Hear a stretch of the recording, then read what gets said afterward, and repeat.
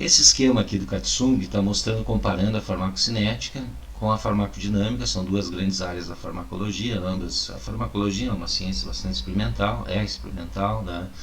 E aqui mostra os aspectos relacionados a cada uma dessas áreas da farmacologia, né? A farmacocinética, portanto, como eu comentei no início, ela estuda os processos que vão determinar as variações da concentração no organismo do fármaco, né? Como cresce as concentrações, como decresce, os tempos em que isso ocorre.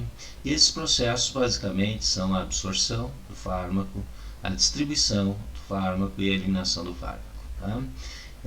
Então, a partir de uma dose administrada, parte desse fármaco, ou todo, né, normalmente parte, é absorvido através dos diferentes tecidos, dependendo de onde ele foi administrado. Por exemplo, a via oral, né, a absorção será em nível através do epitélio do trato gastrointestinal. Se for intramuscular, a partir do tecido muscular para dentro da circulação. Então, a absorção é um processo que ocorre de entrada do fármaco a partir do local de administração para a circulação sistêmica, né?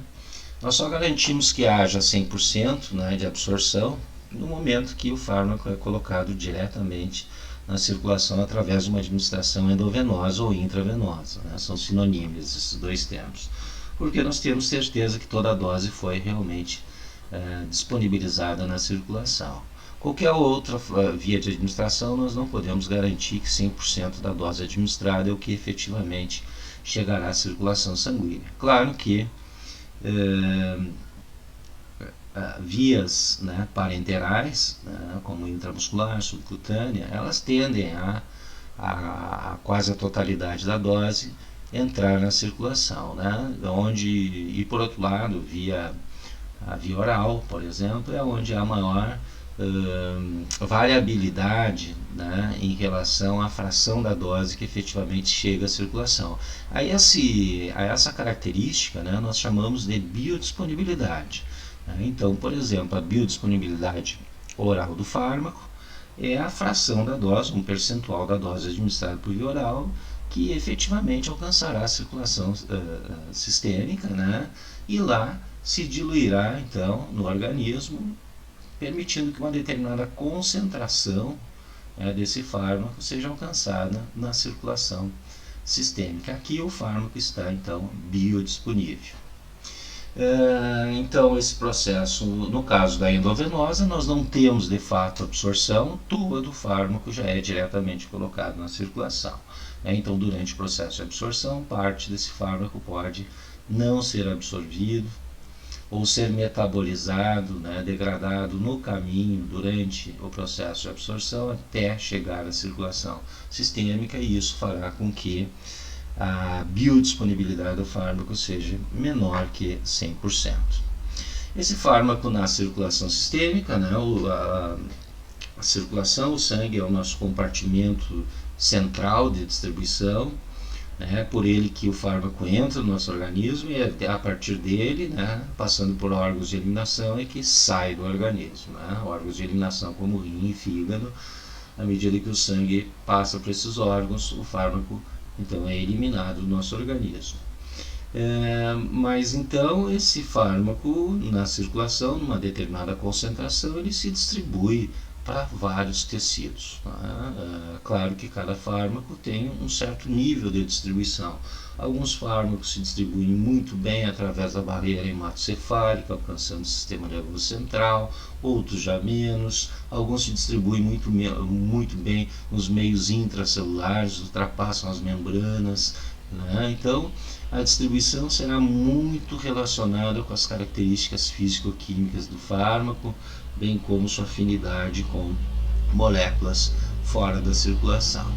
E à medida então que ele se distribui, as concentrações tendem a diminuir na circulação sanguínea. Então, o fator que aumenta as concentrações é a absorção, o fator que tende a reduzir as concentrações é a distribuição desse fármaco para outros tecidos.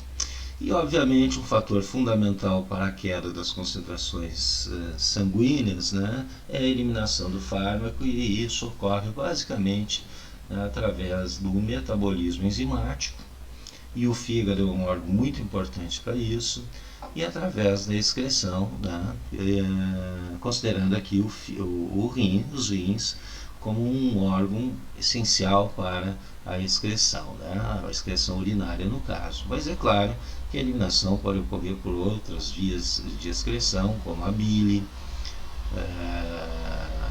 o suor, né, o próprio ar respirado pode ser um meio de excreção.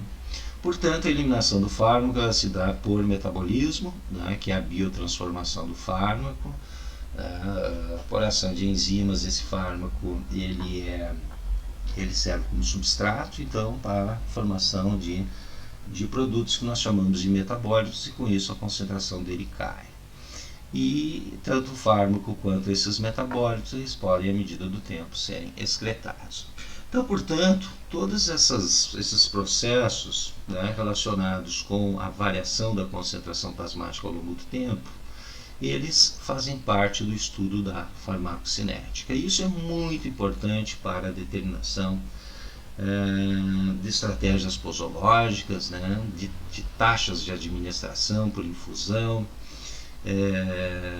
de intervalos de dose. Tá? Então nós precisamos saber como se eleva e como caem as concentrações para poder calcular, né, qual as melhores taxas de infusão para alcançar determinadas concentrações, quando são doses intervalares, quais são esses intervalos, qual a melhor dose, qual o melhor intervalo a se utilizar, e para isso nós precisamos conhecer esses aspectos relacionados à absorção, à distribuição e à eliminação do fármaco. Aqui comparativamente, né, o Katsumi coloca as características da farmacodinâmica, né, que na verdade trata basicamente das ações do fármaco e da forma em que essas ações são geradas, ou seja, do mecanismo de ação. Então, os efeitos farmacológicos, os efeitos clínicos correspondentes, né, tanto em nível toxicológico quanto em nível terapêutico de eficácia, bem como seus mecanismos de ação, né, a interação do fármaco com moléculas-alvo, como receptores, enzimas, canais iônicos. É isso que caracteriza a farmacodinâmica, mas não são, obviamente, coisas independentes. Para que nós tenhamos um certo efeito terapêutico adequado, com uma segurança, ou seja, com uma toxicidade controlada, onde os riscos são superados pelos benefícios, tá? Nós precisamos, obviamente, saber em que concentrações isso ocorre, né? Porque concentrações muito elevadas eu até posso ter efeitos terapêuticos bons, mas muitos outros efeitos que põem em risco a segurança do paciente. Então nós precisamos saber as concentrações adequadas, né, e o tempo que essas concentrações adequadas devem ficar para que nós consigamos o efeito terapêutico adequado com segurança. Então, nesse sentido, não basta conhecer os efeitos, né, mas precisamos saber as concentrações e como elas se comportam a partir da administração de determinadas doses por determinadas vias.